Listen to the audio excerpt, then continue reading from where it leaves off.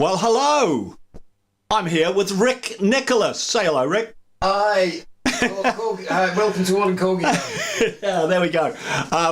Rick was the winner, of course, for those that don't know, but I would think that most people go, oh, yeah, of course he is, was the winner of last week's competition, which actually, Rick, we haven't talked about what you want, but we'll talk about that in a little bit. In the meantime, we definitely know that we are talking about Oppenheimer this week. We're talking about the song, not the film. However, it is in some oblique way related to the film.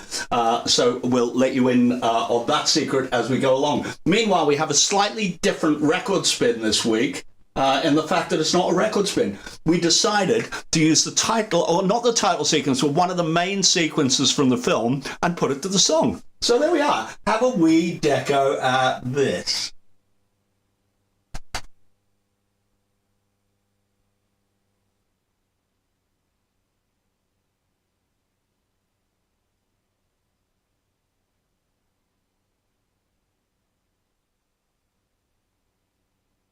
Sorry, that's not it. That's a quiz question. We've got them all out of order. Here we go. I've figured out what's happening now. It's all going right again.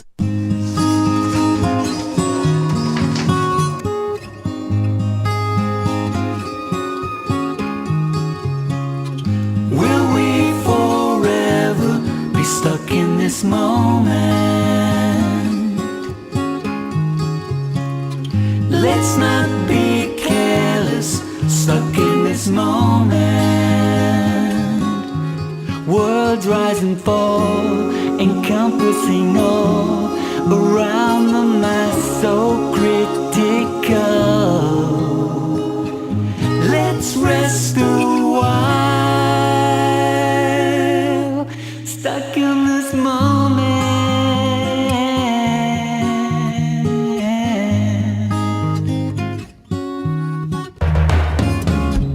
My name is Robert, I work with equations.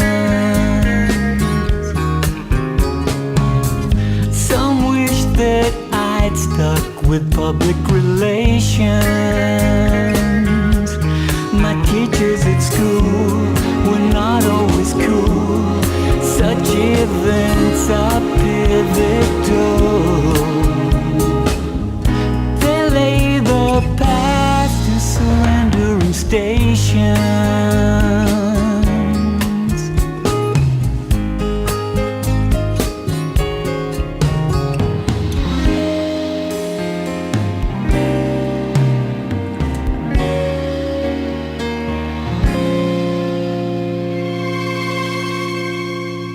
Please advise the price of science.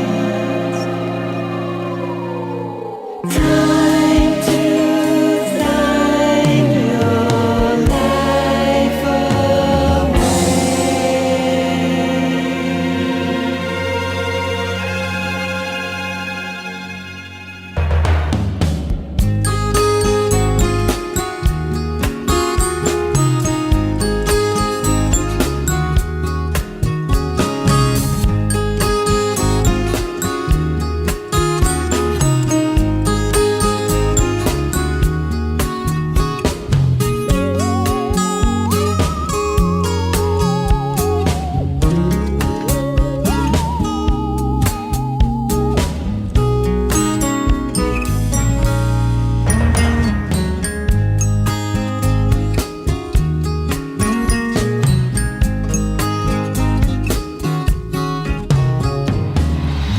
Now I sit down to write in my journal,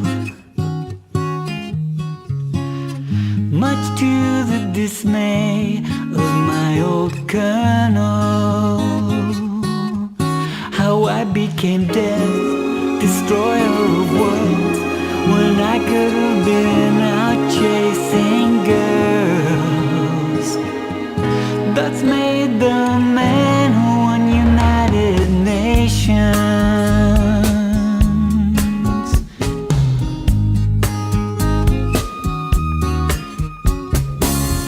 Will we forever be stuck in this moment?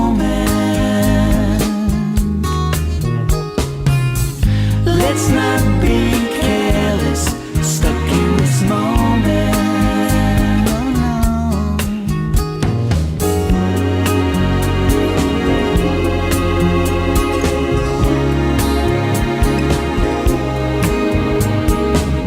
Let's rest a while,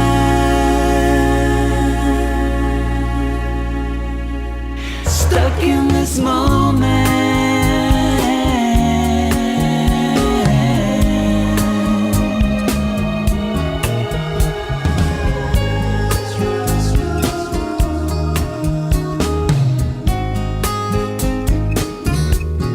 Stuck in this moment.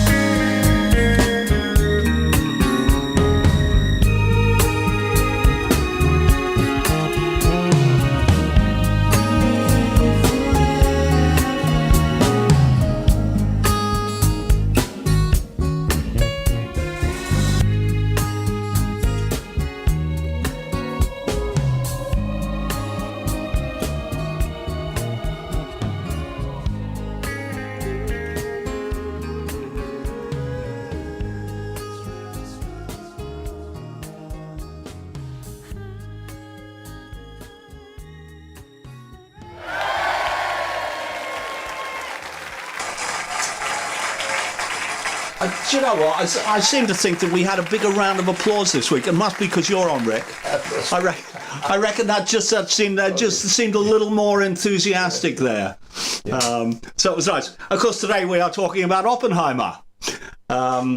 Oppenheimer, which was one of the very first songs that we wrote for the Ununited Nations album.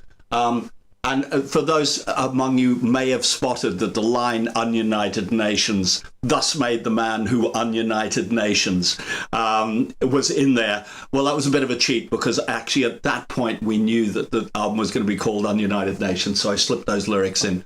It's a bit of a like, oh, right, okay, you know. A little bit of one of them. We've got a lot to talk about Oppenheimer itself. But before we do that, of course, Rick has been here. And the reason Rick's here is he hasn't just dropped in because... I'm not just here to make the coffee and unwrap Al's booksies. Yeah. You didn't just drive 4 hours to come here and make me a cup of coffee, did you? No, Rick, of course, is a songwriter. And Rick has been we've done 2 songs so far, of which we have vocals and quite a lot of the instruments on them. And we're going to attempt to do another one tomorrow before you head back up north.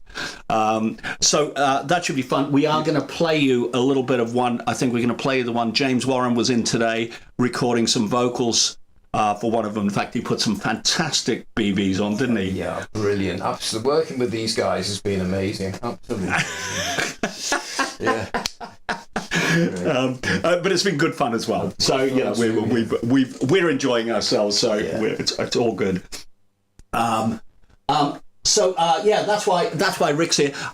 Something I've been meaning to do for ages is say, hey, this is a new Ununited Nations t-shirt. This is a light blue one. We also have some kind of mid-blue ones as well of these. And for those that don't know it, of course, we have cream cartoon world ones, which is more like the cover of the album was. So I quite like them, but I know a lot of people go, well, it's not very rock and roll, is it? You know, I can't be rock and roll and wear a cream t-shirt. But, you know, I say anything goes in this day and age. We've stopped short of making pink ones, you know, just in case you're really in touch with your feminine side.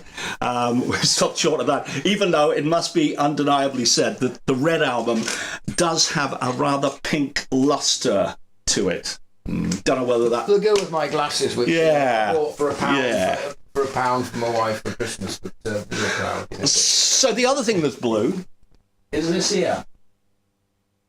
And I've been meaning to actually show you one of these for ages, but actually we were so busy sending them all out. And I'll show you what's inside here. And Kerry, my missus, makes all of the inserts for them by hand. And so whenever I go, hey, I need another 3 box sets, she buries her head in her hands and goes, oh, no. There we are. But that's what it looks like, a similar colour to the T-shirt. Well, that's why we chose it.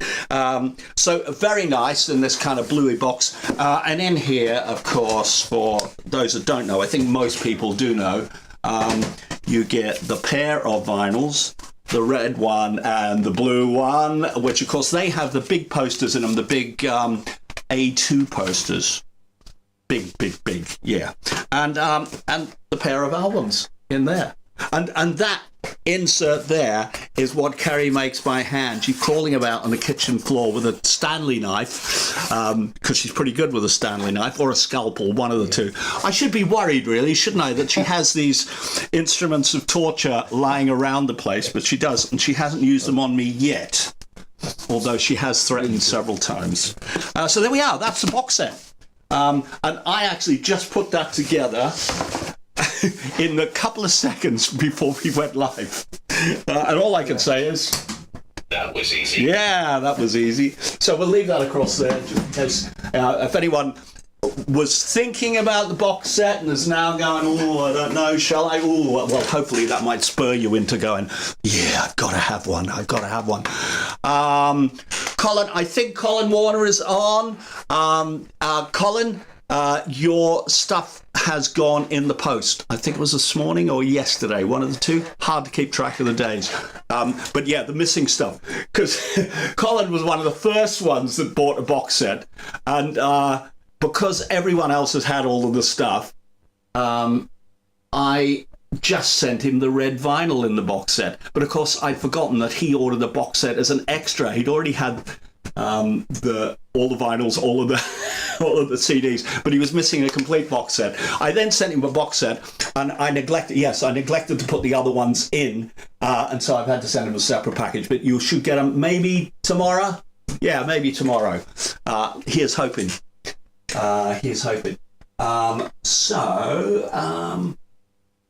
There we go. Competition. Let's do the competition. This is another little musical question, and I tried this out on Rick a couple of seconds ago, and it's safe to say now Rick won the competition last time with a musical question, and I thought, he's going to be quite close with this one. Well, I got to tell you, he was bloody miles out. But I'm going to put the quiz question up here, and you can have a wee look at it yourself. I'm going to stick it on screen. Colin says received today, by the way. Received today. Oh, fantastic. Excellent. Fabulous.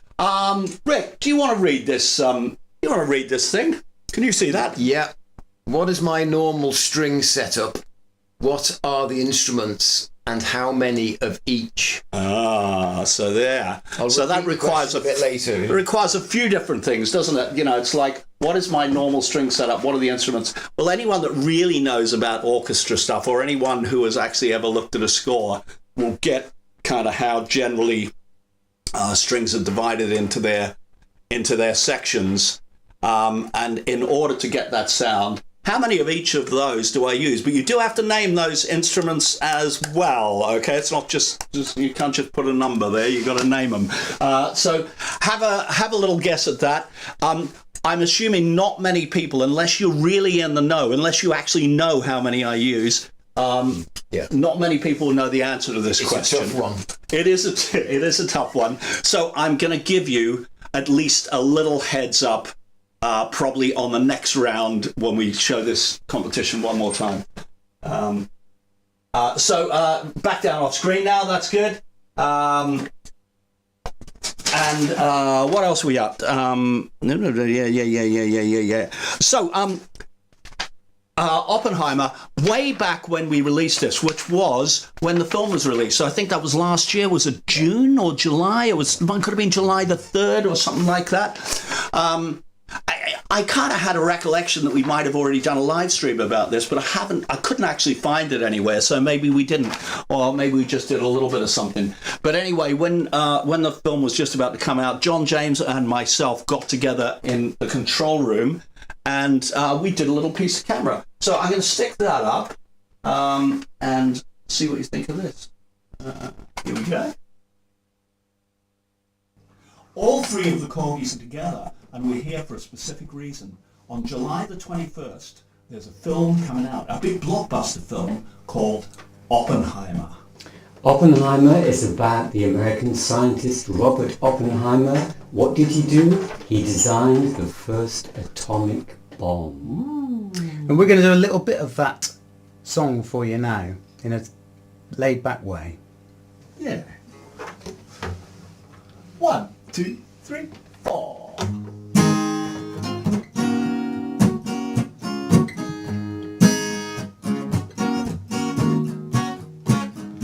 Will we forever be stuck in this moment? Let's not be careless, stuck in this moment. Worlds rise and fall, encompassing all around the mass, so critical. Let's rest a while, stuck in this moment.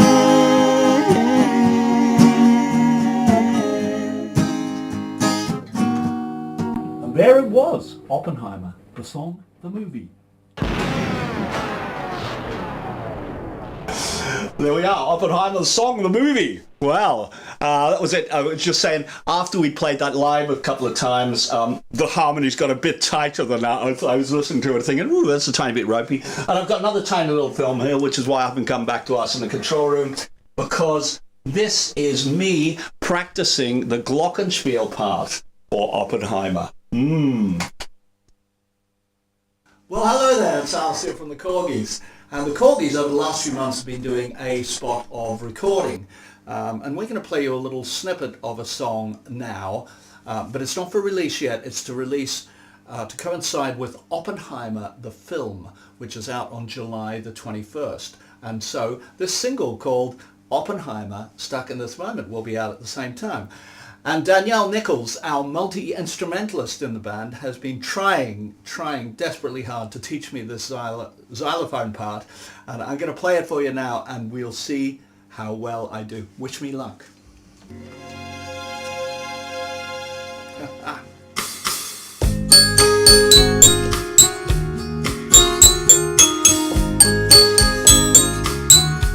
Not bad.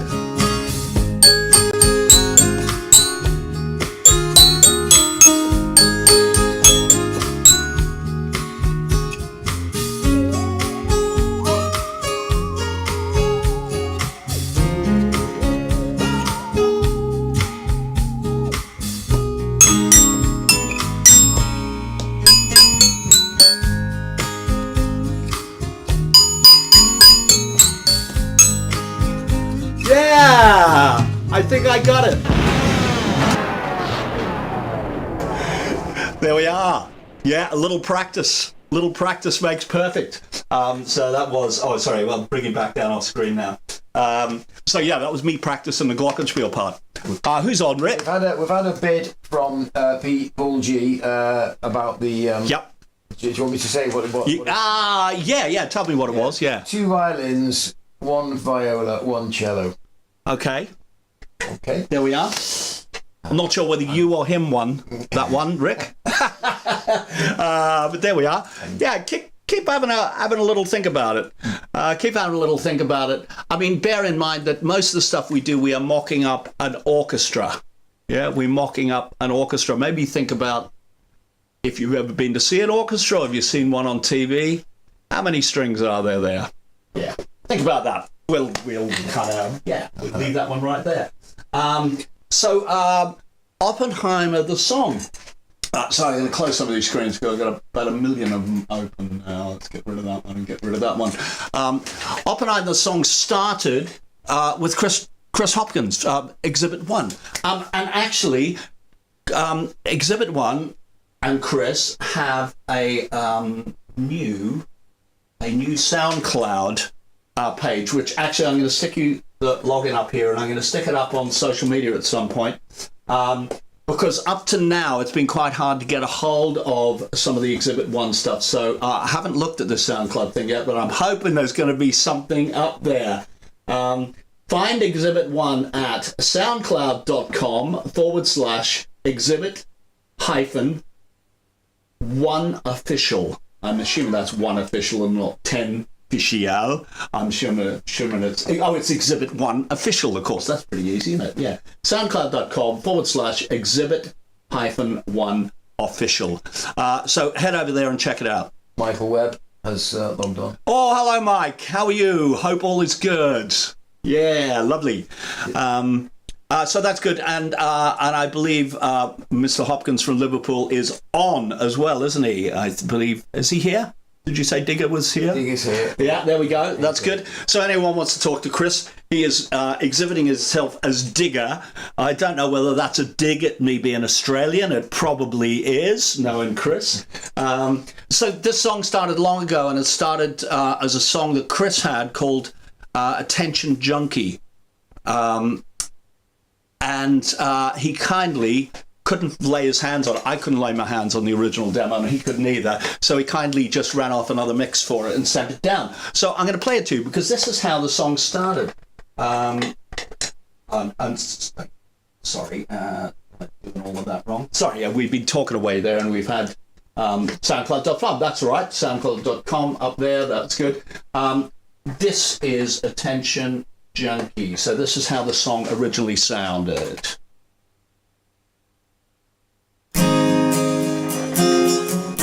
Quite similar.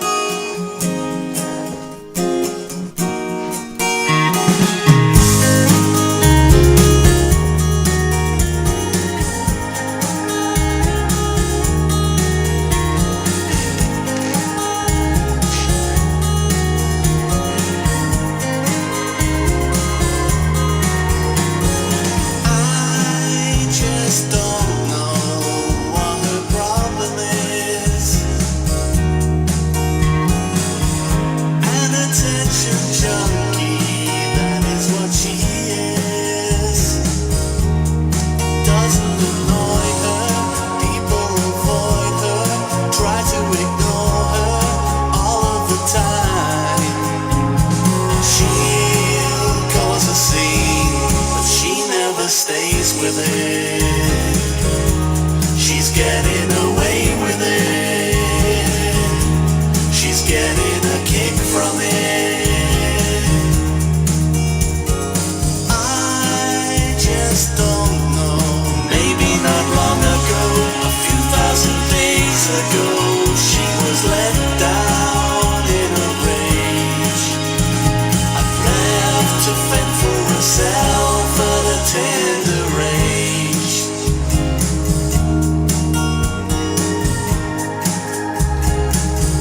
Maybe that's what her problem is. Maybe that's what her problem is.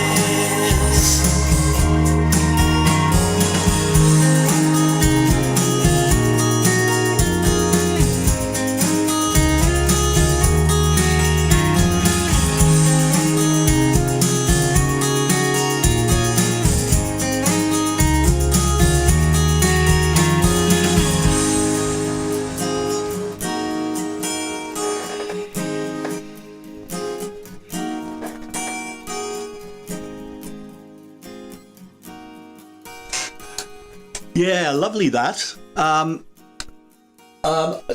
Chris, I'm not quite sure why you didn't like it, really. I think you said something like you didn't feel the lyrics quite worked or whatever. But I know you kind of, because we had many discussions about this, you always thought about that as a kind of jangly West Coast kind of song, as something that was quite bright and happy. And of course, when I started playing it on guitar, I was playing it very quietly, and I'm thinking, oh, this is really sounds really still. It has a something, and I think I'd already had a title called "Stuck in This Moment," of just thinking, you know, something that's still. It's like probably it originally came probably from the idea of the musical Jekyll and Hyde, which what's the big song from Jekyll and Hyde? This Is the Moment, where he goes, Eureka, this is the moment I've been waiting for, it worked. And of course Oppenheimer had a similar moment where all of his research had been theoretical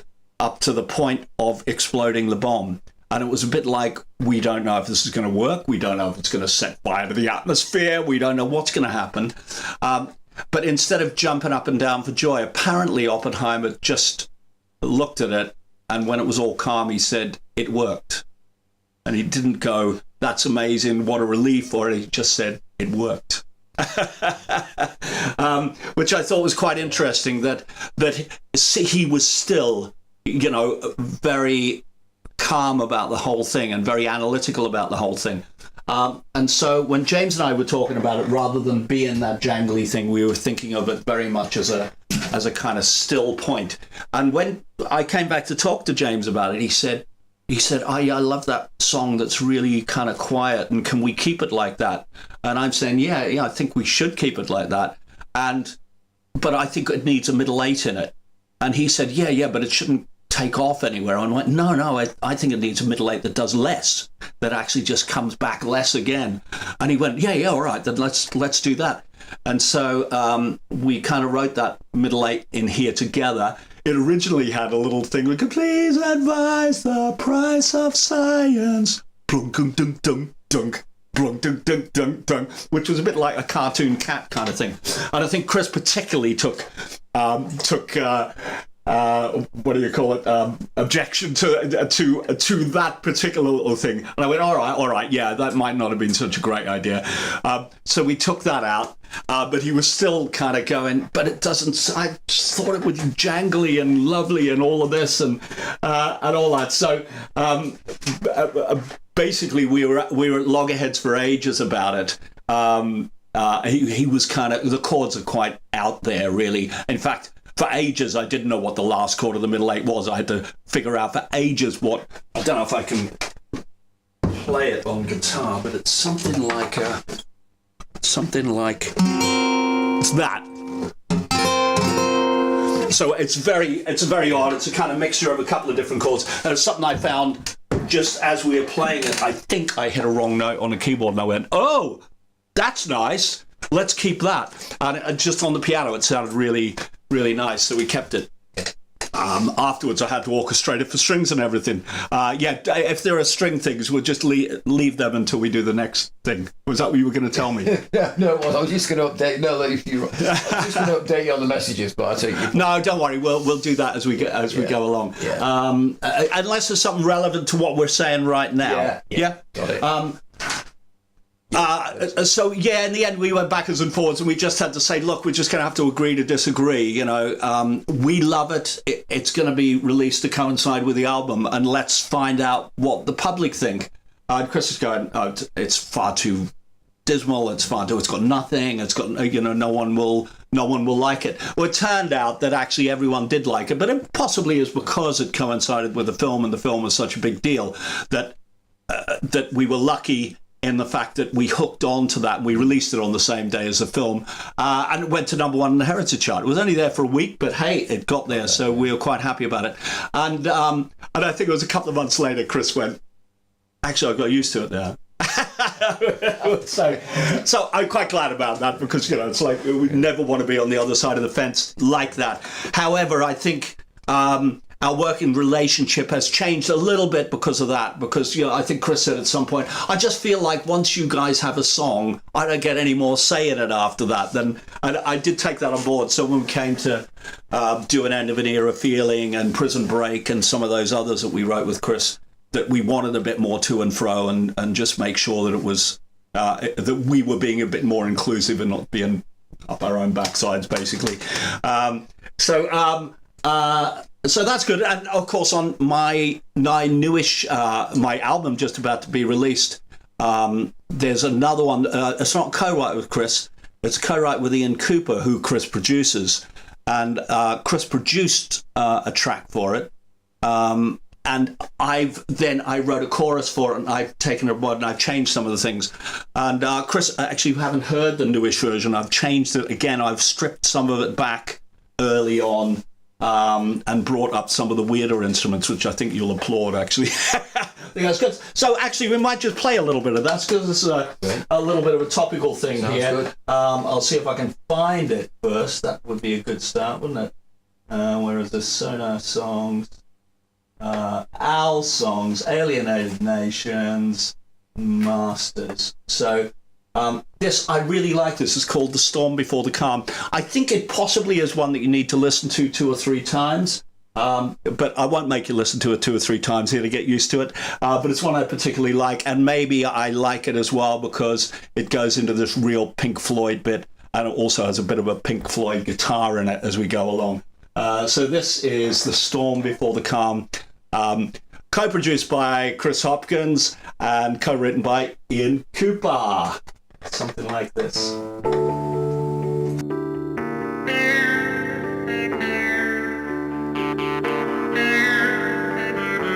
When life seems sad, soul is an anchor to drop, to help you to stop drifting into harm. The storm is bad, and there's a strong wind to it. You need someone there to re-establish calm. If the waters drag you down, if the tide stops swirling around, when you're on the brink, you start to sink. I hope that you think redemption can be found.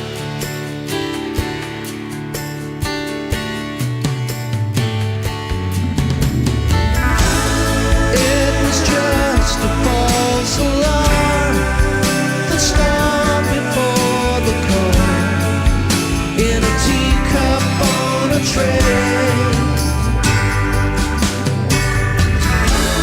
There is something love can bring, an extraordinary thing on any ordinary day.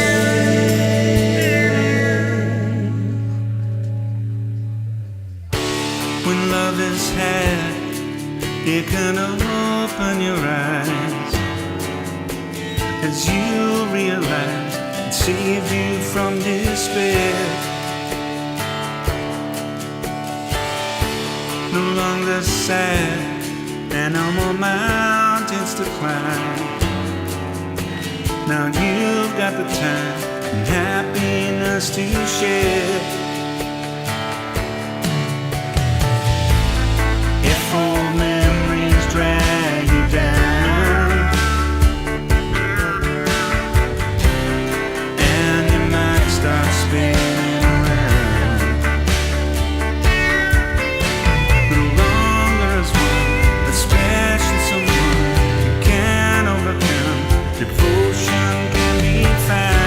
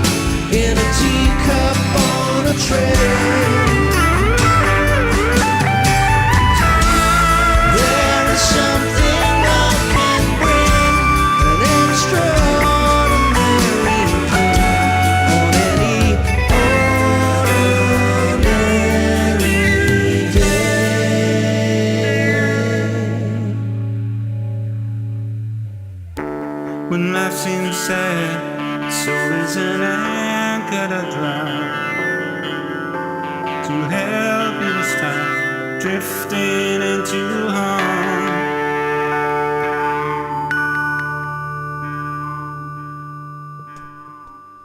There we go. That was The Storm Before the Calm. I actually particularly like that song. And funny enough, I particularly like Someday Charlie Someday, which the other Ian Cooper co-write on the Blue album. It's kind of every time that comes on, I go, I just really like this song. There's something about it.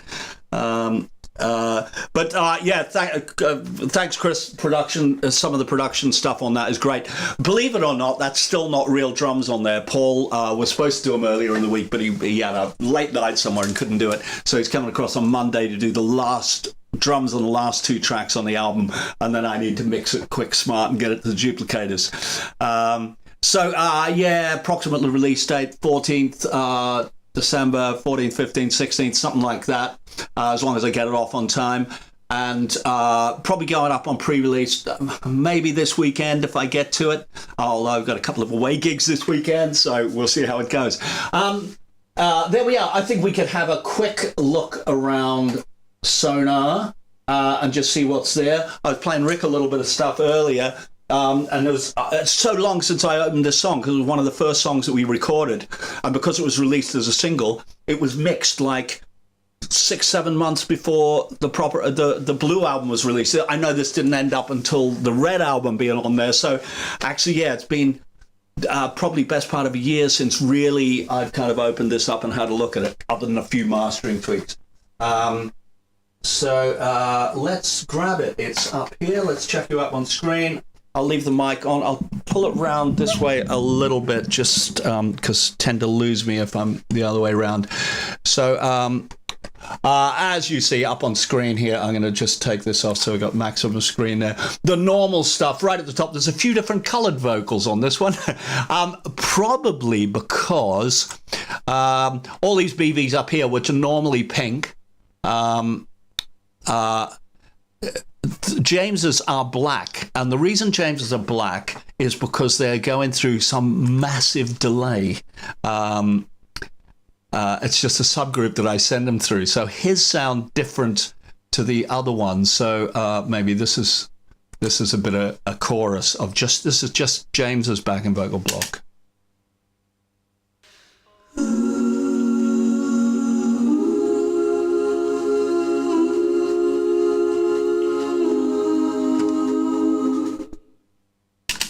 Pretty nice. Well, I thought they'd be more echoey than that, actually. Maybe I did it the other way around. So I wonder if this is my block. I wonder if mine is the echoey one. Oh, yeah, it is.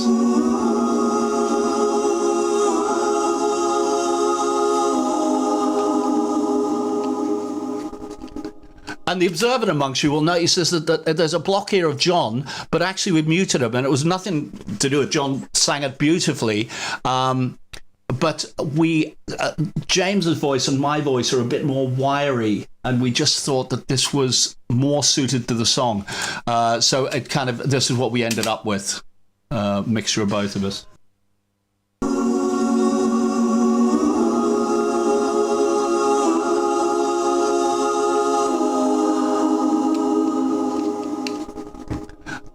Love all of those.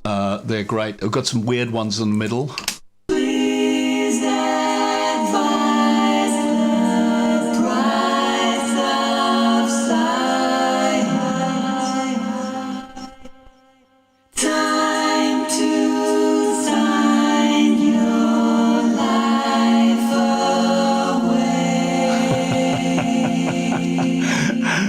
And I was just saying to Rick, it took me ages to figure out what the name of that chord is. It's like a minor major seventh with a flattened fifth or something like that, which I've never kind of heard of it before. Kind of recognize the sound, so I must have heard it somewhere. But it was just a happy accident, really. As James and I were writing that middle eight, my fingers just hit onto a chord, and I think I had the wrong bass note on it. So probably if I played that chord without the bass note, it would make sense as a different chord. But yeah, just that raised bass note up a semitone gave it a different kind of effect overall. So they are always, backing vocals are always lovely. I particularly like the drums on this song. It's kind of a bit of a repetitive kind of hypnotic pattern that he does, but it's very nice. So let's just have a little look at what Paul does here on the kit.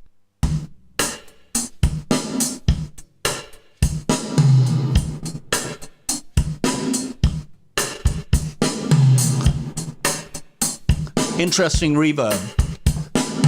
None on the kick drum. A little on the snare. Loads on that tom.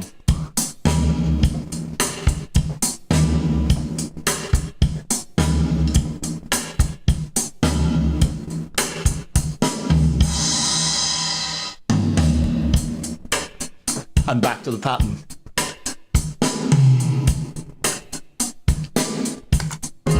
It sounds great in context. The kit on this just sounds particularly great for some reason. I don't know what we did mix-wise. We must have done something different. There's a whole load of stuff, especially doing the solo sections, a whole load of guitars doing things. Maybe let's just solo the rhythm section, just see what's here. I'm going to take the bass out of the equation.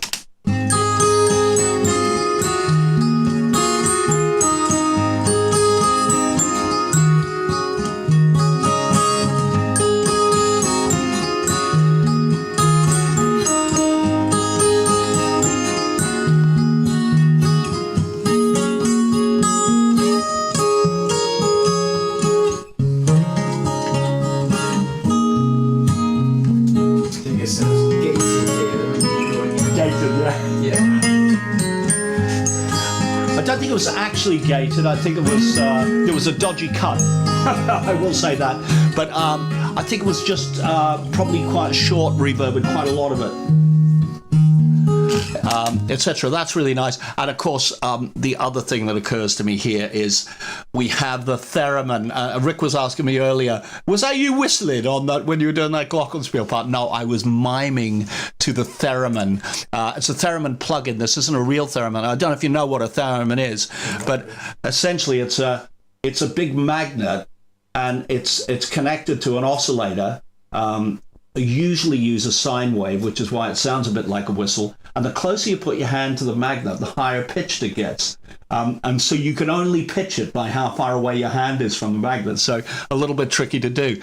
I've got to say, this plugin is almost as tricky to use as the real thing. Because when you get it straight out of the box, it's like you go, that's not working at all. Anyway, this is the theremin.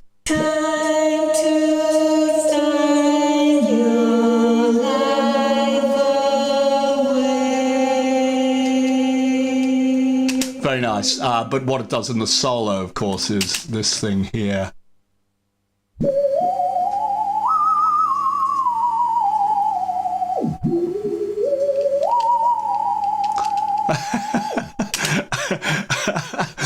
Brilliant for spooky sounds. You just see, oh, and we're in Area 51 now, aren't we?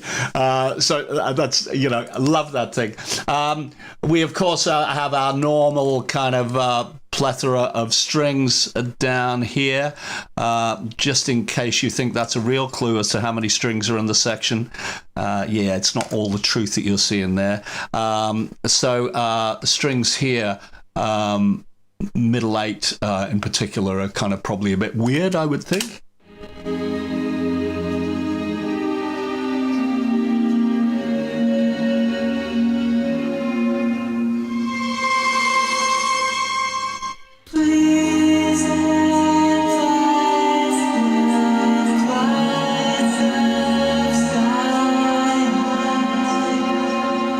Interested to hear this chord at the end.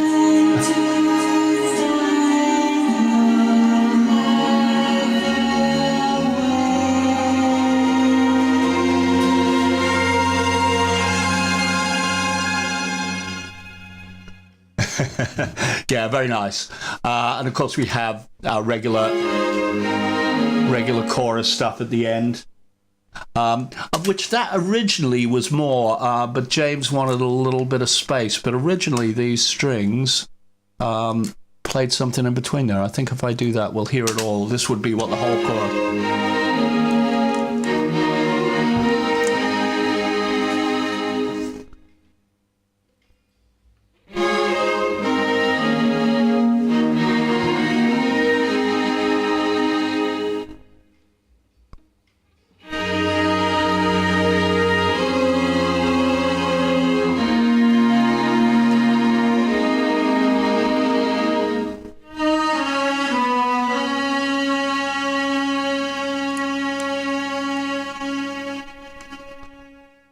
And then right at the end, they just repeat this kind of floaty phrase that just comes in every now and then.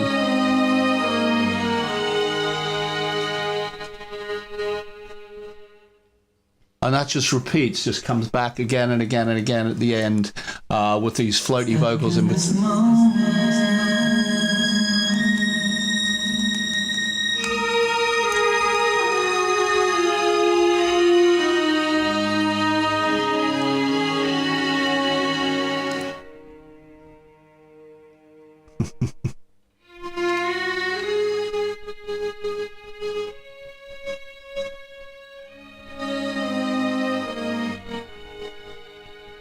Yeah, lovely. And there we are. That's the Sonar stuff. There's probably more interesting stuff that I could show you there, but very good at least. Should we reiterate the quiz question? I wonder. Yeah, let's read it out again.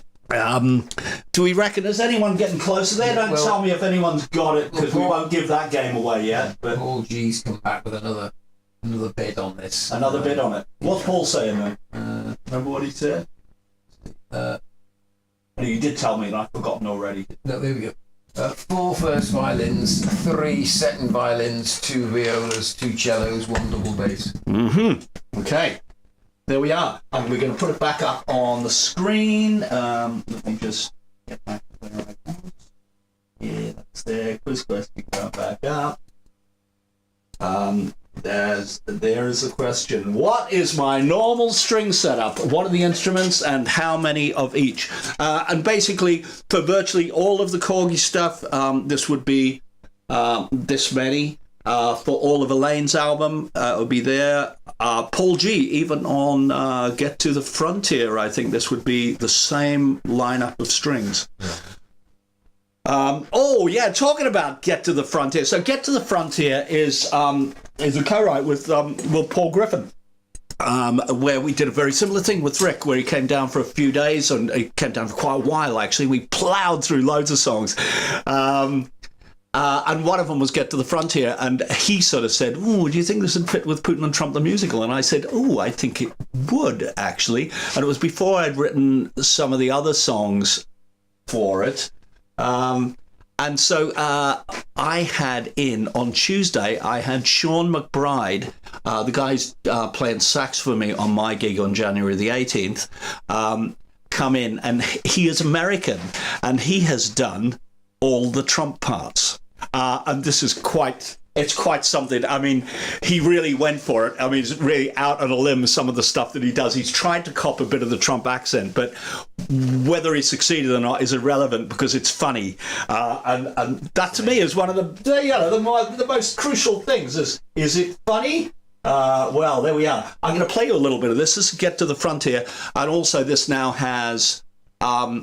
there's a single version which Paul Griffin and I are going to release just after Christmas, but that one has lead guitars playing some of these lines. This one has a pair of a clarinet and a flute on it. It's quite kind of a slight interesting departure. So here is a little bit of it, and this is was originally, of course, our single release would be Paul Griffin doing the lead vocals, the telephone voice on this, but here we are. This is Sean doing it. It's a bit out there.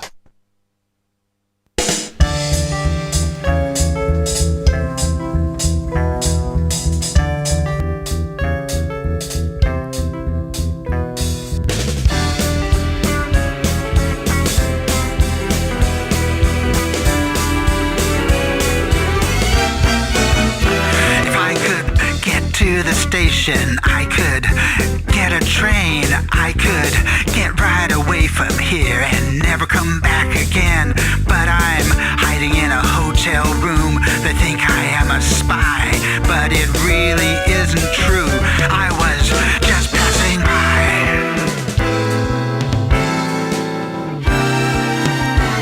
The police, I see them everywhere. I know they're on my trail. I only go out in the morning to check if I got mail. I met a girl who said she knew what I had come here for, but when I said I was a Greiser, she threw me out the door. When there's no place to go in a strange town and the schemes are gone, might as well go home.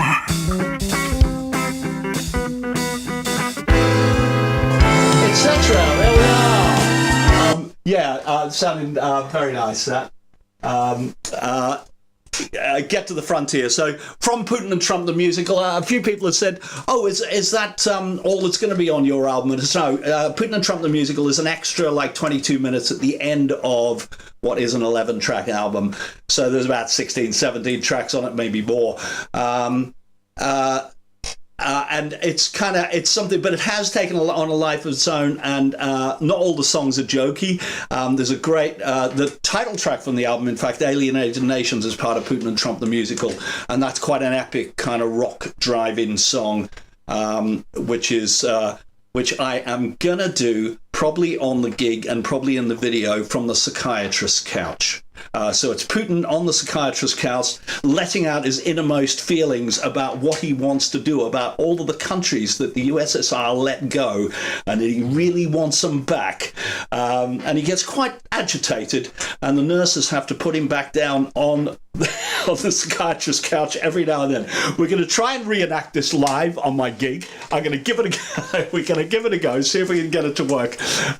We're only doing a couple of rehearsals for the gig, but all of the band are reading musicians, so I'm writing out all the parts for them. So it'll be me and Elaine and Danielle that are working on this kind of the staging of it.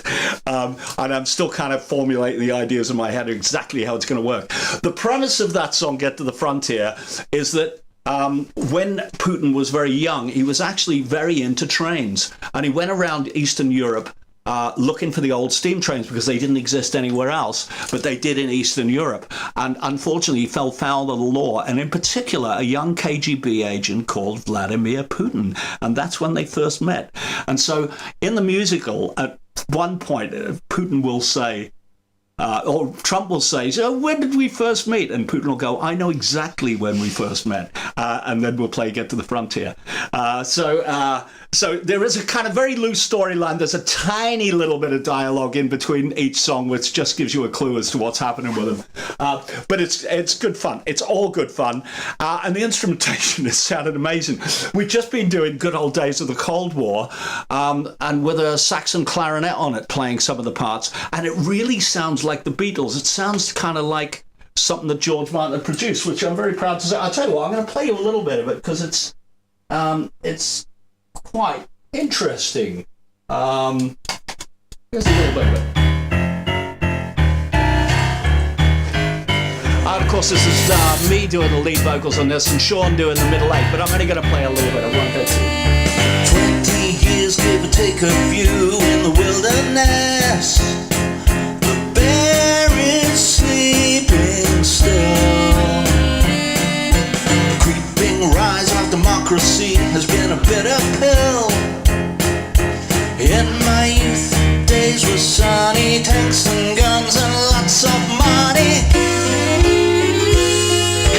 Let's get back to good old days of Cold War, when you never knew who was sleeping under your bed.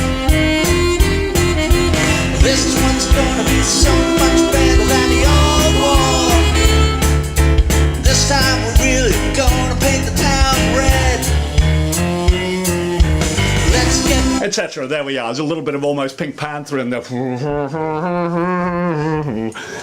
which worked quite nice. It's a real kind of refreshing change. I didn't want it to sound exactly like we do it with the Korgis.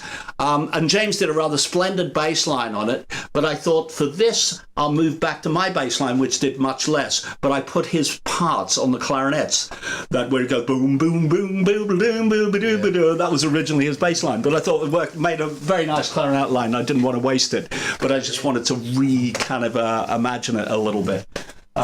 So yeah, all good fun there. Done the competition, done the drum strings, wasn't normal. Rick, shall we play them what we did with you today? What we did with James? Oh, that would be great. I think we could, couldn't we? There's a great song called Journey's End. And when I first heard it, I said, oh, that's really, really nice. I said, James would do something really good with it. And of course, he did. He always does, you know, yeah, but he did. So he's been crossed today. This is hot off the tracks. We've just done it today, haven't we? We did a lot of the backing track for it yesterday, and then we did all of the vocals today. And it sounds particularly nice. So let me see if I can find it. Songs. Here you are. So this is it. Hope you like this. I'm going to play all of this because it's quite spectacular, I think.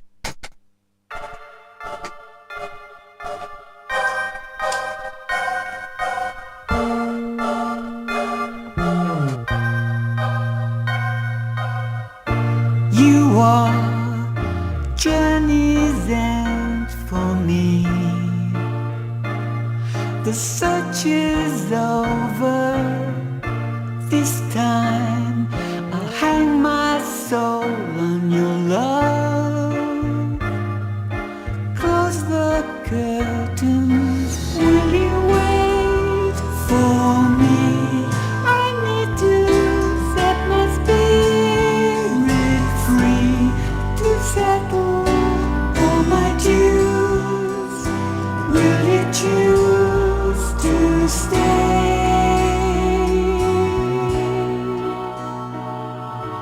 Winter turns to spring.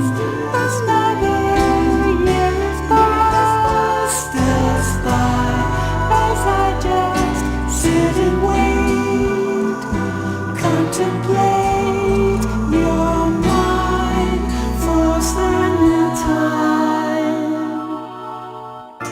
You are journey's end for me. The search is over. This time I'll wrap myself around your love. Close the curtains. Happiness for me will come when all my demons flee. When I can look at you, not feel blue. I drew my strength from you. Through your times with me, you've had to keep my sanity. Is it just vanity that makes it seem that we are caught in a dream? Happiness for me will come when all my demons flee. When I can look at you, not feel blue. I drew my strength from you. Through your times with me, you've had to keep my sanity. Is it just vanity that makes it seem that we are caught in a dream? Winter turns to spring. Year has passed us by. Sit and wait, contemplate your mind, frozen in time.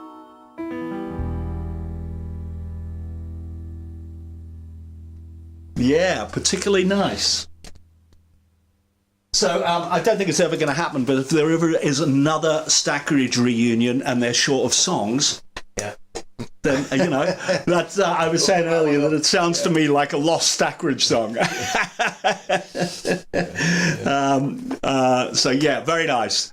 Well, with James's vocals and harmonies and your ideas, it's really come out surprisingly well and brilliant. Yeah, it's come out great.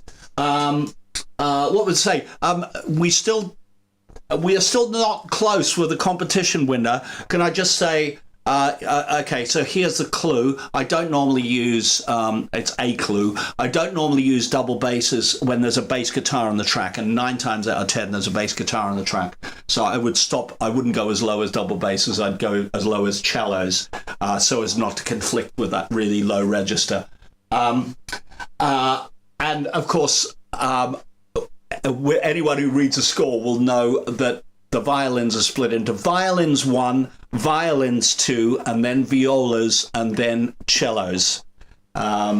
So the other thing that you should take into account is how big are these instruments, each one of them in turn, and what sort of volume would they produce if you look at the size of them. And that might give you a little bit more of a clue. We'll see if anyone can get closer.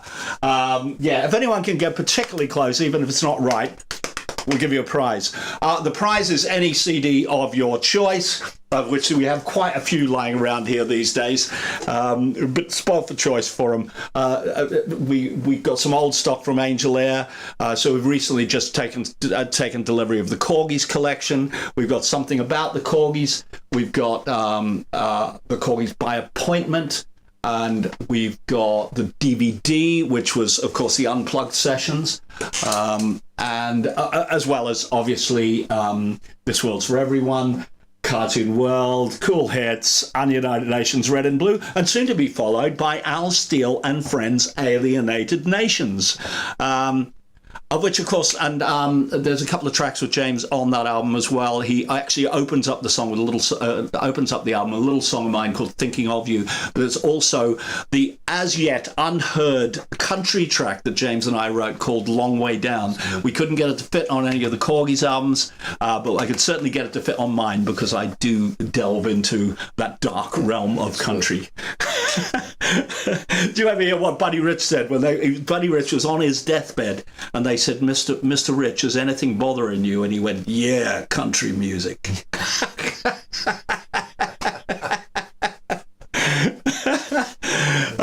Sorry, we went back. Chris Hopkins was saying earlier that he didn't like his version of the song very much now. Well, I actually really like your version of the song, Chris, but then I like practically all the stuff you do, so no surprise there. But it's funny how our tastes change and we get jaded with some songs, and then others kind of always seem to tick the boxes. So there we are, Rick. Great song that. Like that from the moment that I heard it. And the other song we've done is really good. And Elaine's done some vocals on it today, and they're really good, but she doesn't want anyone to hear it until I've fixed a couple of little things with them, which we'll do. I might play it to you next week. We'll see how, see if we get time next week, we'll do it. So we're coming close. The last thing I'll do is we'll do the competition, and we'll see if anyone else has another stab at doing it. Of course, Chris Hopkins would probably win because I've written strings for him, so he probably knows exactly how many strings we use. Because you paid for them. There we are. Just had delivery of the complete live show from the Login Lounge. They did it on video and they just sent it through. And I've looked at it and the sound isn't bad. And the video looks really good. It's an enormous file, so I don't know whether they sell it as a live stream. I don't know whether we're allowed to put it up, but I mean, we probably are. Might put it up on our YouTube channel just as a live thing. I'd probably have to edit it because they've left the break in, which is about 20 minutes in the middle of it of blank space. So that's not great. But if I edit it, then maybe we can put it up, and that would be good. It's got some of the new stuff. End of an Era feeling is there, as well as some of the other stuff. It's a pity we didn't have one of the shows with Joe. That would have been great because they were real one-off. But brilliant because the Login Lounge had this big, something like 16-meter screen behind us. Enormous, and it just puts a different complexion on the videos. Even people like Robert Parry said, "Oh God, I hadn't taken as much notice of the videos, but when I saw them, I was amazed at how well they all kind of worked with what it is. It all kind of mashes in as one show. It's a really nice thing. Wish we could have that screen everywhere." Yeah, I've talked about Sean being Trump. Played a little bit of there. I think we're probably pretty close, really. Any more guesses here? Well, we've had Chris has said, that's why I haven't. Yeah, thanks, Chris. Very honest of you, Chris. There. And Paul G's had another go. Yep. 2 first violins, 2 second violins, 2 violas, 1 cello, and Al's bass guitar. Okay. All right, I'm afraid, we cannot give a prize for that because you are so far out. I did say think bigger. Here's the real answer. 10 first violins, 8 second violins, 4 violas, and 3 cellos. as the instruments get bigger, of course, they produce much more sound, so you need fewer of them. But that's why you need so many violins to equal the amount of cellos. And in fact, there really should only be 2 cellos. But when you put 2 instruments together, without, with guitars, it's easy. Put 2 guitars together, you've got frets. They're gonna be in tune with each other. With string players fretting, fingering every note where they think, you will get variations between them, and that's why string sections sound so great. Is because of variation in pitches. But if you put 2 cellos together, you will hear that variation in pitch. As if 2 singers were singing very slightly out with each other, which is not such a nice sound. So that's why I always use 3 cellos for it. I could get away with 1 cello with that many, and that's quite amazing. 18 violins to 1 cello. But there we are. That's how you get that big sound semi-orchestra. I mean, if you look at a regular orchestra, you would have twice that many. You would have 20 first violins and probably 16 second violins, something like that. 6 to 8 violas. 6 cellos, and then sometimes, for the big stuff like Mahler and whatnot, you'd have like 10 double basses underneath all of that. So that's how you get that kind of big sound, and it's quite amazing. All those string players all go, "Are you sure that's us that played that? Because when we were playing it, it sounded ropey as hell, and it's just come back sounding amazing." But that is what it does. It's safety in numbers. As long as everyone's playing quite near where the notes should be, they will gravitate together and just make this really beautiful sound. It's particularly something that I love writing for and love working with real strings. Just a great thing to have.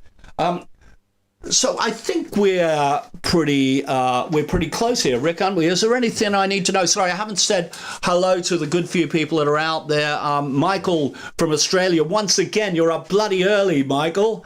Well done. Your CD is also in the post because I missed one out of a bunch of stuff that you bought.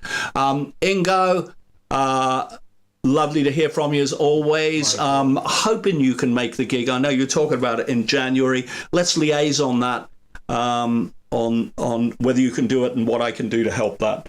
Scott, Michael. Oh, Scott. Yeah. Scott is always here. Good on you, Scott. Thank you so much. Do we have Mauro this week? Mauro's from South America. No. Possibly not. I mean, it's he also is. No, it's not great time-wise. It's the same as the States, so it's not bad. But fair dues to Michael, I got to say, for getting up at 4 a.m. or whatever to look at this live stream. So appreciate that. I don't know whether Danny Silverman, we were talking about coffee in New York last week. I don't think Danny's on this week, but Danny, if you catch this up, I did get your videos, fantastic. I will at least slot definitely one of them in there. Great videos that you put in there. Danny was the inspiration behind Coffee in New York. It was just something that we were talking to each other and the line came up. And so I thought it would be cool to have him in the video, the guy that instigated that song, drinking coffee in New York, which is where he lives. So I think we're pretty good here. We will be back next week. I'm going to attempt to do Born Under a Full Moon. I haven't got very much time to make the video for it, but I'm giving it a go. We're going to attempt to do that one next week. I know we're slightly out of order, but that was just to give me a little bit more time with some of the other stuff I needed to do. And so thank you, Rick, for joining us, and thank you for manning all the chat. And he was there working away like a Trojan there. Thanks for putting up with me. It's nice, it's lovely to be here, and I hope I haven't put everybody off by my appalling typing. But I think it's all good. I think it's all good. So we are gonna spin the original video. I don't think there was anything else. I will just have a little check in case there was anything else that I meant to put in here. But I think we basically have everything. Now, I think we've done it all. So without further ado, thanks so much for joining us, everyone. And we are gonna play Oppenheimer. The official video, and this features, of course, Robert Oppenheimer himself lip-syncing to the lyrics. And look out for where it says Ununited Nations. We draw it up on the fake chalkboard that's on this video. So there we go. Thanks so much. See you next week. see you guys.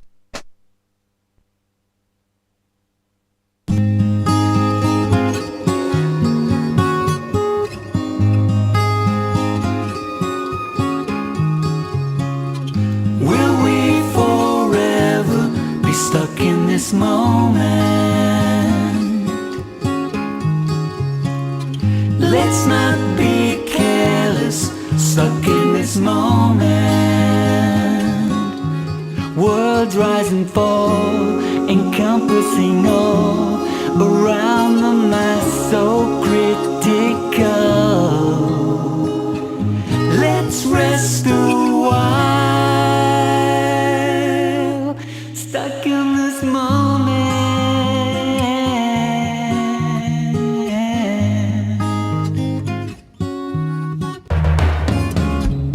My name is Robert, I work with equations. Some wish that I'd stuck with public relations. My teachers at school were not always cool. Such events are pivotal. They lay the past in surrendering stations.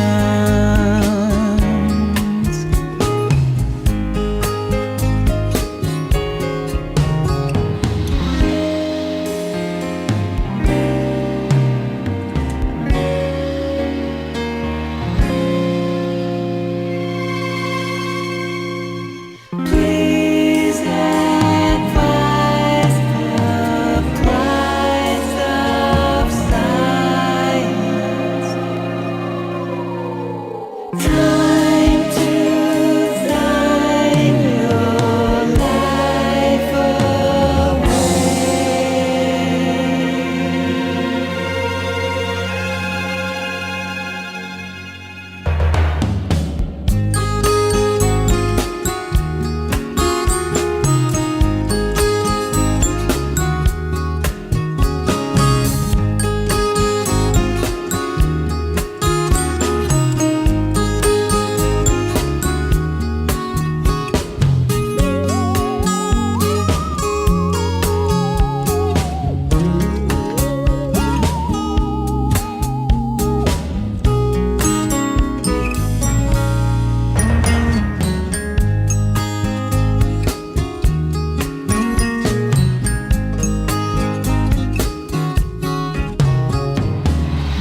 Now I sit down to write in my journal,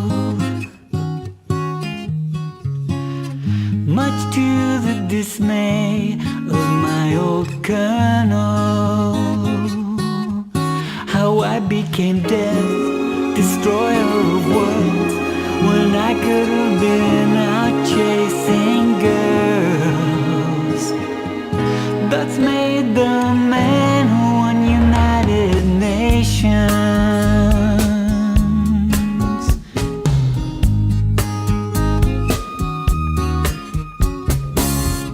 Will we forever be stuck in this moment? Let's not